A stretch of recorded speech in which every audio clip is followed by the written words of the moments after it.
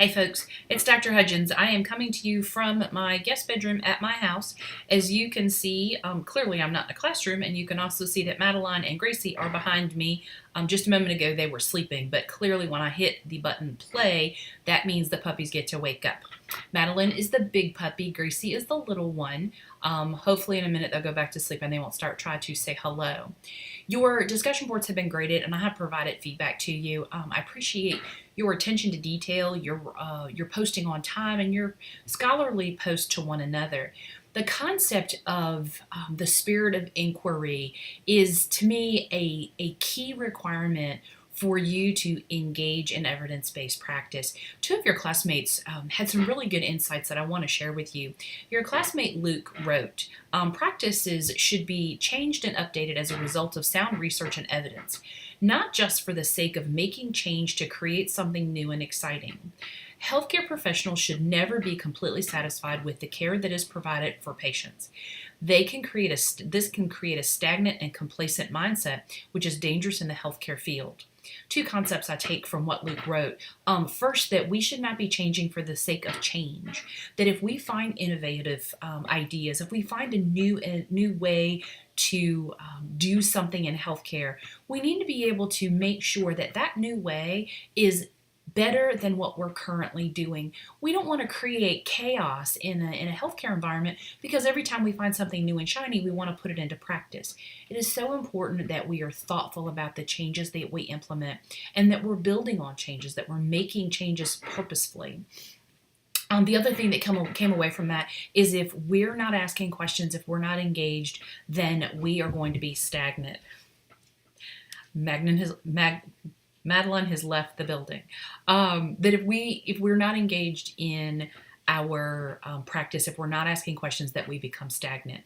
And if we're not stagnant, then we do become, as Luke said, complacent. We get lazy. We begin to rest on our laurels. We begin to assume that good is good enough. And if we think about the evolution of healthcare, every time we turn around, something new has happened. Some new research, some new data is available that we can use to be better at our practice. So we have to keep asking why. Is there a better way? And that touches really nicely on what your classmate Kimberly wrote.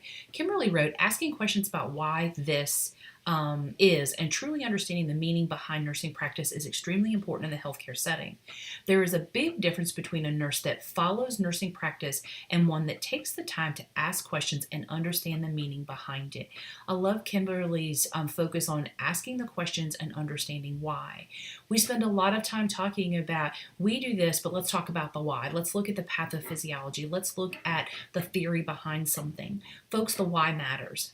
And so as nurses, we have to do more than read off a checklist. We have to do more than do the things that we're told to do. There are times that we need to step back and say, well, why do we do that? What about this is supportive of best practice? What about this supports best patient outcomes for the patients we're providing care for? So I think those concepts, the way that Luke and Kimberly pulled them together, were really well done. Most of you did a great job with the discussion board, lots of really clear insights. So I want to acknowledge those efforts. Next week, you're going to be working on the part one of your evidence-based research paper, and I want to remind you a few things. One, this is a progressive assignment. Every time you turn in an iteration of the paper, the first piece or the second piece comes along with it. This piece of the paper is a 1 to 2 page paper that focuses on lining up your PICO question and giving the background of the PICO. What drives the nurse sensitive indicator problem and what led up to you picking the PICO that you picked. I want you, the video I sent this morning that gives you an overview of PICOs out there, so make sure that you're viewing that.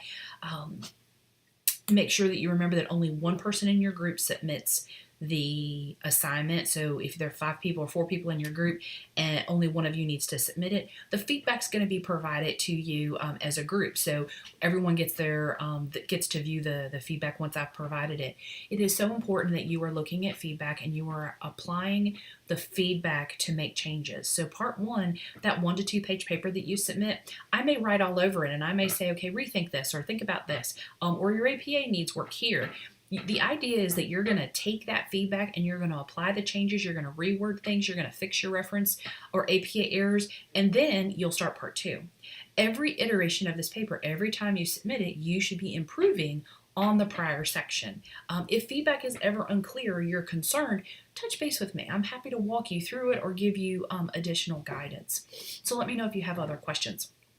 From an APA standpoint, because this is a kind of a writing heavy course, I want to remind you that APA needs to be followed. Some common errors I saw in today's discussion board was the use of abbreviations without defining the abbreviation. So if you put into a sentence, I'm a member of the ANA, well, that ANA has to be defined in its first use. So the appropriate way to do that is, I'm a member of the American Nursing Association, parentheses, ANA, close parentheses. You don't have to do that. Once you've defined an abbreviation once, that's it. You can use it for the rest of your paper and you only define it once. That's proper APA. I want to remind you that all articles need to have a DOI. Think about the DOI as the bunny trail to where you found the article.